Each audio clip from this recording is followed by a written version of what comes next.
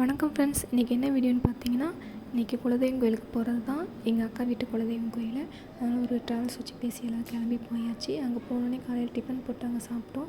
இங்கே கொண்டு போன விலையெல்லாம் கொண்டு போய் சாமிக்கு விலையில் மாலை கட்ட சொன்னாங்க. நாங்களே கட்டிட்டு சாமிக்கு மேலதாளத்துடன் அழைச்சி சாமி வந்து அபிஷேகம் பண்ணி அலங்காரம் பண்ணிட்டாங்க. அலங்காரம் அப்போ அவ்வளோ சூப்பராக இருந்தது. சாமி பார்க்க ஒரு கண்ணு 2 கண் பார்த்தாங்க, அவ்வளோ அழகாக இருந்தாங்க. சாமி கும்பிட்டு கையோடையே நாங்கள் சாப்பாடு கூப்பிட்டாங்க. சாப்பிட்டு தாம்பலம் ஒன்று கொடுத்தாங்க பிரசாதமாக.